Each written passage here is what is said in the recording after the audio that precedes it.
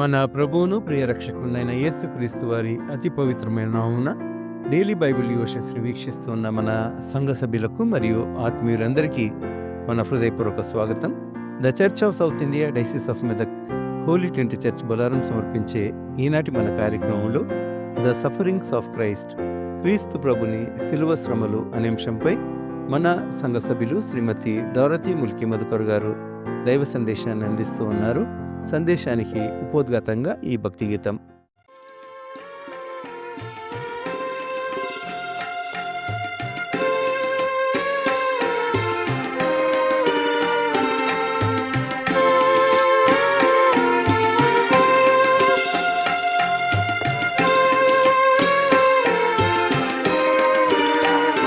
బలియాగముగా Calvary గిరిలో వధింపబడేనా యేసు ప్రభు. బలియాగముగా Calvary గిరిలో వధింపబడేనా యేసు ప్రభు. పూర్ణహోమమై సిలువామ్రానిలో, పూర్ణహోమమై సిలువామ్రానిలో పరిపూర్ణ రక్షణ నీచెనుగా, పరిపూర్ణ రక్షణ నీచెనుగా. బలియాగముగా కల్వరి గిరిలో వధింపబడేనా యేసు ప్రభు.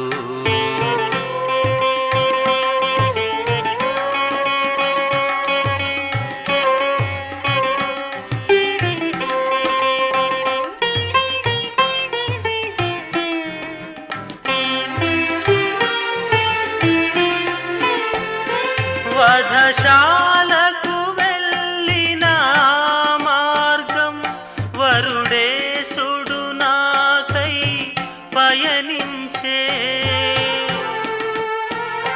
వధశాలకు వెళ్ళిన మార్గం వరుడేసుడు నాకై పయనించే.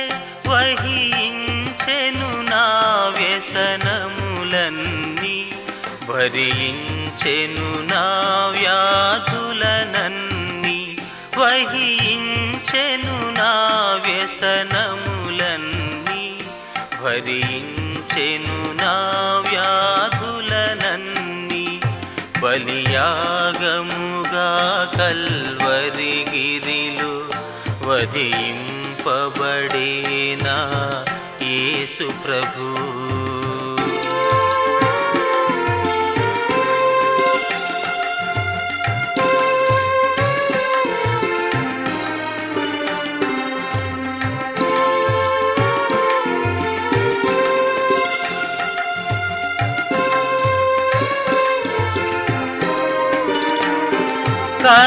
కరుణామయుని దేహము నుండి కాలువలై పారిన రక్తమేగా. కరుణామయుని దేహము నుండి కాలువలై పారిన రక్తమేగా. కరిగించెను నా కఠిన హృదయం, కడిగి వేసేనా కలుషములు. కరిగించెను నా కఠిన హృదయం, కడిగి వేసేనా కలుషములు. బలియాగముగా కల్వరి గిరిలో వధింపబడేనా యేసు ప్రభు. బలియాగముగా కల్వరి గిరిలో వధింపబడేనా యేసు ప్రభు. పూర్ణహోమమై సిలువామ్రానిలో, పూర్ణహోమమై సిలువామ్రానిలో పరిపూర్ణ రక్షణ నీచెనుగా, పరిపూర్ణ రక్షణ నీచెనుగా.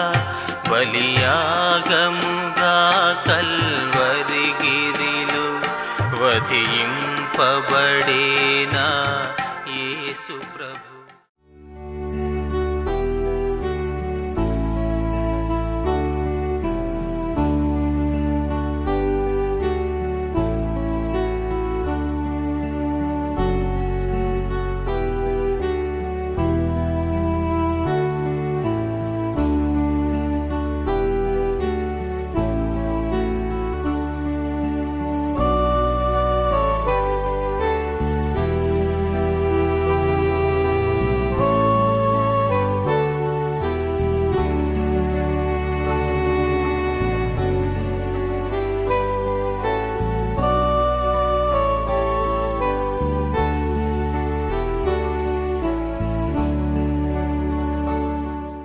ప్రభునామానికి వందనాలు చెల్లిస్తున్నాము.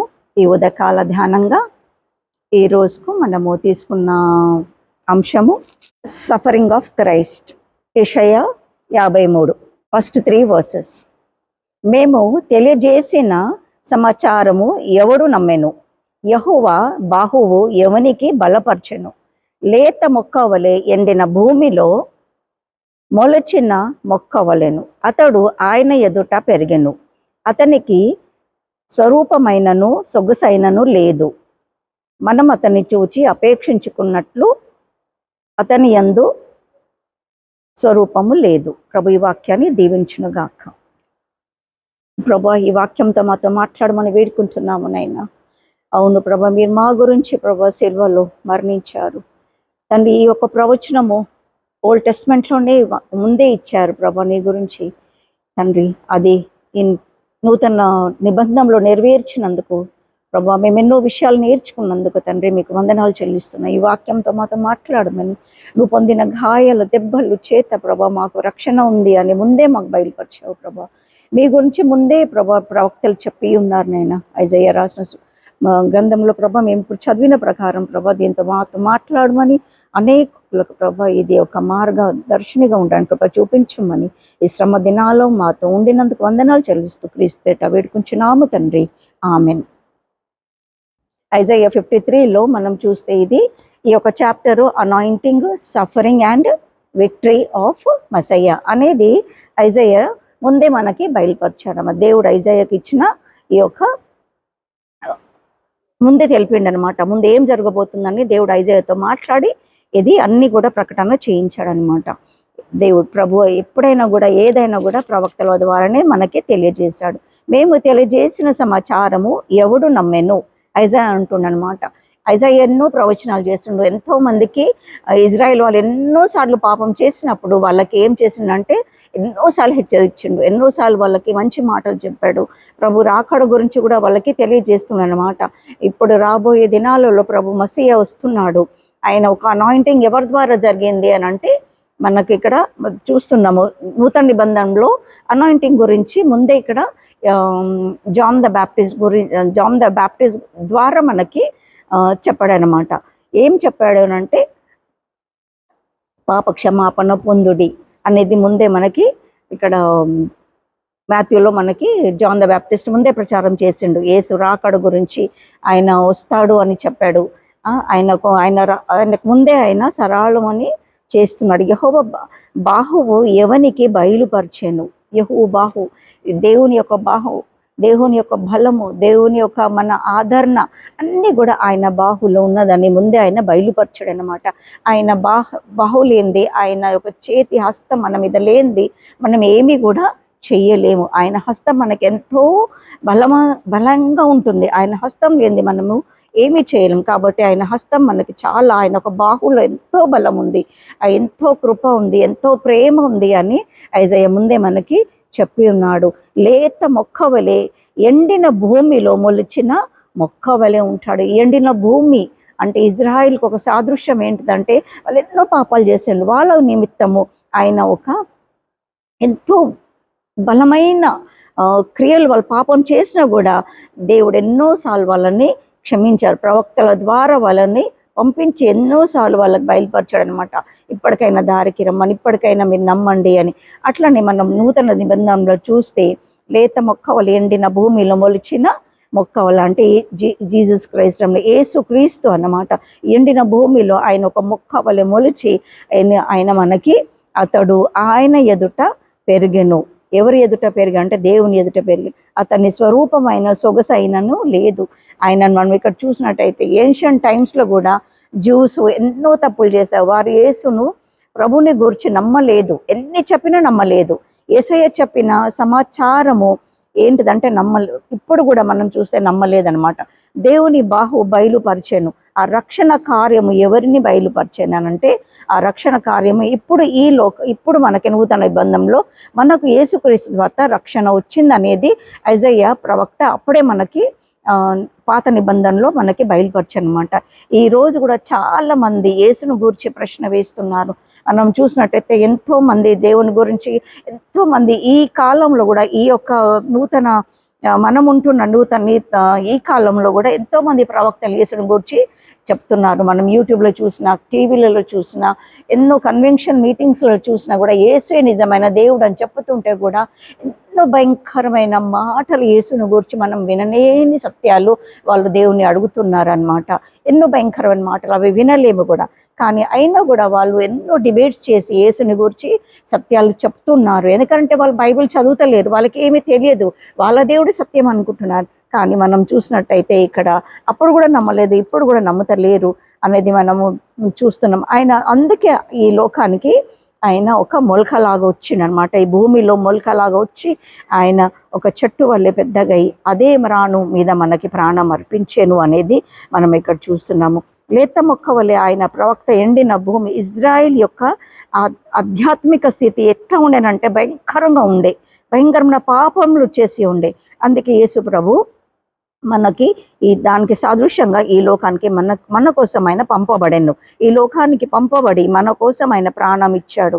ఒక నేల కోసం నేలలో ఒరిగినట్టుగా మనం చూస్తున్నాం. ఈ నేలలో ఆయన మన కోసం అని ఎన్నో అద్భుత కార్యాలు ఈ లోకంలో జన్మించి ఆయన 3.5 సంవత్సరాలు మనకి ఎన్నో నీతులు నేర్పించారు, ఎన్నో విషయాలు మనకి బలపరిచారు. కానీ లాస్ట్ ఎంత చేసినా కూడా సదుకాయులు, ఫర్సీలు వీళ్ళందరూ కూడా దేవుని ఎన్నో హింసించారు. ఒక్క సూచన క్రియను చూపించినప్పుడు అప్పుడు యోనాను గురించి ప్రవక్త యోనాను గురించి చెప్పాడనమాట. ఎలా అయితే యోనాను గురించి మాత్రమే నేను చెప్పగలను, వేరే ఏ సూచన క్రియలు కూడా నేను చెప్పడాన్ని మత్తయి రాసిన సువార్తలు చెప్పను. ఆ యోనా గురించి ఏంటంటే, యోనా తిమింగలం కడుపులో 3 రోజులు ఎలా అయితే తన బెల్లిలో ఉన్నాడో, తను ఎలా పడ్డాడో తర్వాత దేవుని మాట నమ్మి ఆయన ఎట్లా మళ్ళీ ఆయన బయట వాళ్ళందరినీ రక్షించారు నినివే పట్టణాన్ని. యేసు కూడా అట్లనే 3 రోజులు భూమి గర్భంలో ఉండి మళ్ళీ 3వ రోజున లేచి ఆయన సజీవుడై మనకు సాక్షిగా ఉండి దేవుని రక్షణ మార్గం మనకు చూపించిండు. హీ హాజ్ రెడీమ్డ్ us అనేది మనం ఇక్కడ చూస్తున్నాం అన్నమాట. కాబట్టి మనం ఆయనను కనుగొనలేదు, కానీ ఆయననే మనం కనుగొన్నాడు. మనం పాపము క్రియలను బట్టి ఆయన మన కోసం నలగబట్టాడు. ఆయన మన కోసము, ఎందుకంటే ఆయన సొగుసును పోగొట్టుకున్నాడు. ఆయన రూపమే మారిపోయింది. మన చూసి అపేక్షించుకున్నట్లు అతని యందు స్వరూపం లేదు. మనుషుల వలన విసర్జించబడి వారి ఆయన సదుకేయులు, పరిసయ్యులు, శాస్త్రులు వీరందరూ కూడా ఆయన తృణీకరించారు. ఎన్నో భయంకరమైన ప్రశ్నలు వేశారు, ఎప్పుడు తప్పు పట్టాలని చూశాడు. కానీ మనుషులు కూడా ఆయనను కొంతమంది విసర్జించాడు. ఆయన మన కోసం ప్రాణం ఇచ్చాడు, రక్తం కార్చిండు. ఆయన మన కోసము ఎన్నో భయంకరమైన పరిస్థితుల నుంచి సిలువ బలియాగమై మనకి మోక్షణ ఇచ్చిండు అనమాట. ఎందుకు ఆయన దారి చూపించిండు సిల్వర్ గురించి. ఇదే మనకి ఒక 53వ యెషయా గ్రంథము. ఇంకొక చిన్న ఎగ్జాంపుల్ ఏంటిదనంటే, బ్రదర్ దినాకరన్ గారు ఎప్పుడైతే ఆత్మలు కొనుపోబడ్డాడో స్వర్గానికి, అక్కడ స్వర్గంలో వెళ్ళినప్పుడు ఆయన ఒక పెద్ద గ్రంథం ఓపెన్ అయి ఉంది. ఆ గ్రంథము ఏది అధ్యాయం ఓపెన్ అయి ఉందనంటే యెషయా గ్రంథము 53. పరలోకంలో 53వ అధ్యాయం గ్రంథము, పెద్ద గ్రంథము. ఈ ఒక చాప్టర్ తెరవబడి ఉండి దినాకరన్ బ్రదర్ ఒక సాక్ష్యం ఇచ్చాడనమాట పరలోకం వెళ్ళినప్పుడు.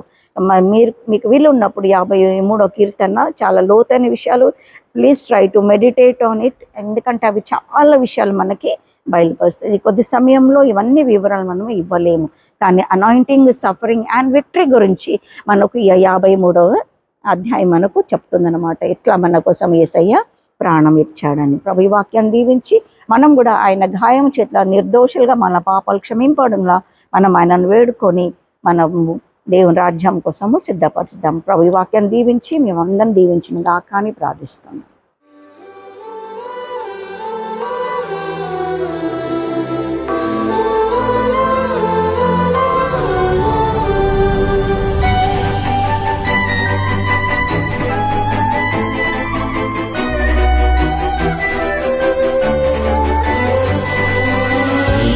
చావంది సిలువపై నీ కొరకే నా కొరకే ఎంత గొప్ప శ్రమను చేను నీ కొరకే నా కొరకే.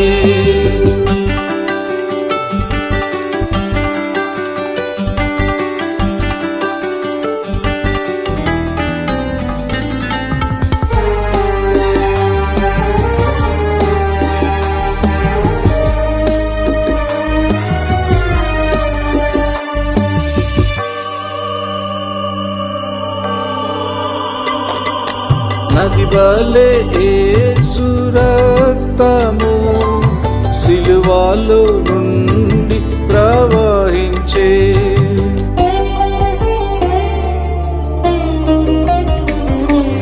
నది వలె యేసు రక్తము సిలువలో నుండి ప్రవహించే పాపము కడిగే మలినంబు తుడిచే పాపము కడిగే మలినంబు తుడిచే ఆ ప్రశస్త రక్తమే. యేసు చావంది సిలువపై నీ కొరకే నా కొరకే ఎంత గొప్ప శ్రమను చేను నీ కొరకే నా కొరకే.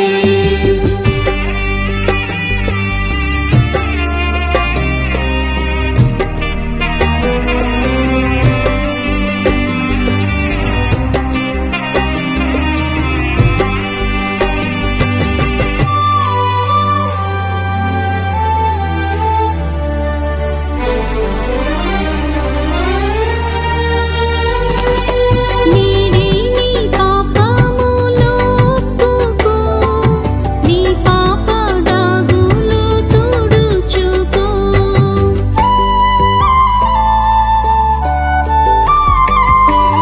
నేడే నీ పాపములో ఒప్పుకో నీ పాప డాగులు తుడుచుకో నీ ఆత్మ తనువుల శుద్ధిపరచుకో నీ ఆత్మ తనువుల శుద్ధిపరచుకో క్రీస్తు యేసు రక్తములో యేసు చావంది సిలువపై నీ కొరకే నా కొరకే ఎంత గొప్ప శ్రమను చేను